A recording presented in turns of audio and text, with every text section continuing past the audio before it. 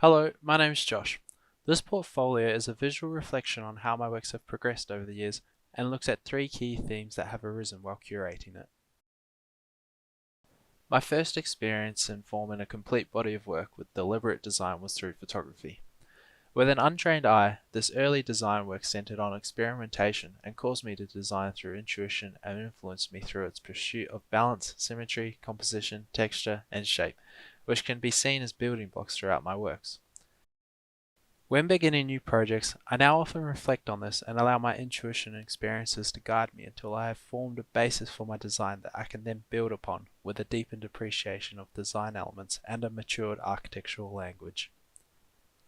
Over the last 22 years, I've been privileged to pass through a wealth of experiences that have helped shape both my design works and personal aesthetics, and now as I reflect on my work, I can see that these experiences subconsciously embed themselves into the design process that I practice. Previous to delving into architecture, I spent my early childhood living in Spain, where I was immersed in soft edges, ornamental sculpture, a natural color palette, and vernacular architecture. My happy memories from this time are likely why I'm fond of these design elements and find them permeating into my own works. Further cementing these ideas is the evidence within precedents that I have saved over the last few years. These works include Mediterranean architectural pieces, designed linear forms, and basic shapes that I have collated. When designing, all of these influences flow into both my processes and my vision to help guide my design decisions.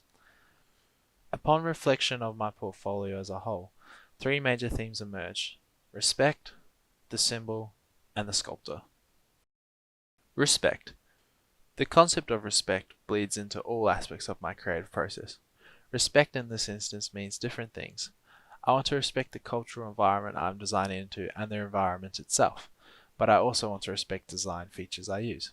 In respecting the environment, I strive to create with longevity in mind and form architecture that will exist symbiotically with the landscape it inhabits. By respecting design elements, I can build on the ideas of others to bring new forms to life. For example, in my first studio altar, led by Brent Allpress, we looked at how we could add a new program to an architect's existing body of work. In my case, this was in Athfield's house.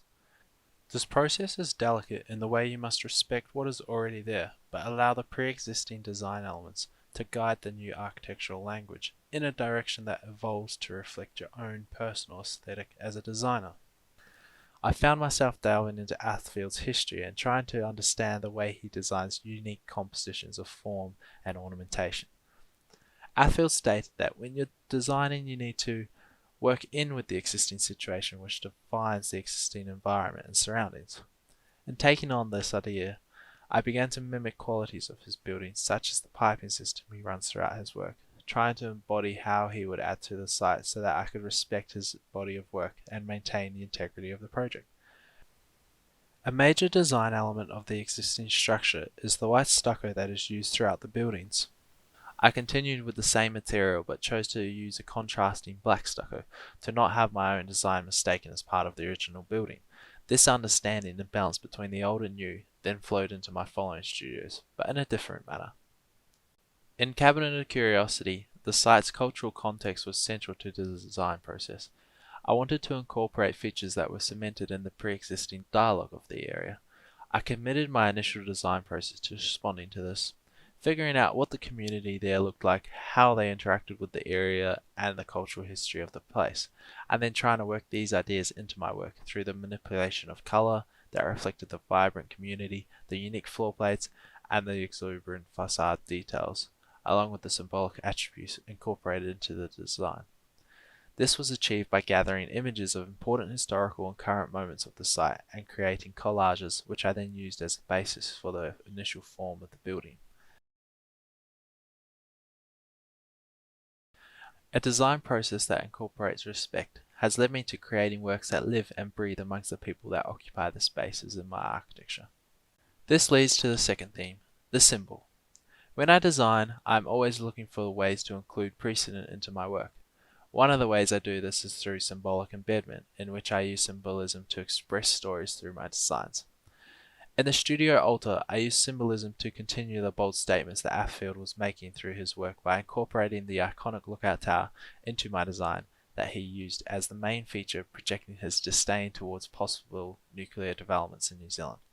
This helps symbolise and embed the ideas of Athfield in the new structures that I created. The studio Cabinet of Curiosity saw me using symbolism to express the story of Banjul. This was a story relevant to the historical and cultural aspects of Footscray and the people of the Kulin Nation, where the site was located. The wing-like forms that shape the overall design symbolise Banjul the eagle who created the forms that make up the landmass in that area, acting as a blanket to house everything that is happening in the present, and as a reminder of the past. The wings encompass the design and act as a visual bookmark to mark the culture of the site. For form and complexity, symbolism was used to guide the form of my structure through algorithmic design. Building on the ideas of nature and growth, this design utilizes a growing mechanism to create the structure. I wanted to express a story of life and evolution using digital programming. I based the form of my design on a flower bud, in which the petals open up and grow around the context of the surrounding environment. The final design may not necessarily emanate these ideas directly, however the design process imitates the growing life forces and evolution of natural entities. Using symbolism in my designs allow me to highlight important stories and draw attention to the themes that I incorporate into my architecture. The sculptor. Sculpting is a driver for my design process, influenced by forms that I've noticed in life through my experiences, such as the semicircles, lines, and simplistic shapes found in photography. The many sculptural elements I have seen in my travels to different countries also inform my design processes and encourage me to speak to the cultural specificity through vernacular architecture, but also to explore further, push the boundaries, and be unafraid to be uncomfortable with my ornamentation and design process. Within my work for Cabinet of Curiosity, I use sculpting for the actual architecture of the building, using the subtraction and addition of pieces and shapes to define the areas and balance the building. Whilst using this process, I really felt like I was carving out of a block to meet the qualities of the design. The work I did for form and complexity saw me take a very different approach to my design process. Because initially the design was so parametric and cemented with algorithms, it wasn't until I used ZBrush and manually manipulated it that I had control over the detailing and could formally begin the sculpting process to find balance and harmony within the structure. In my recent studio, Rocket Factories, sculpting has been a way to express the architectural language of the building, which is done by the programmatical usage of space. Factories are ordinarily linear and prismatic. In my design process for this piece, I investigated each process that would occur within the factory and sculpted the design around each of these individual processes, whilst also creating a cohesive language that reads the building as one form. I wanted sculpture to provide a unique environment for each process within the larger overall dialogue, whilst also being confident and straying from the typical typology used in industrial design. Sculpting is a way for me to express the building's formality and qualities of design in a way that expresses my personal aesthetic. Each new project is a chance for me to learn, develop my architectural language, and add more tools to my toolbox. The progression of my work throughout the years is what's led to the development of my personal style and the themes that are projected from within my designs. From being limited in exposure to now having influences from an array of designers and stylistic features from around the world, my work is always developing.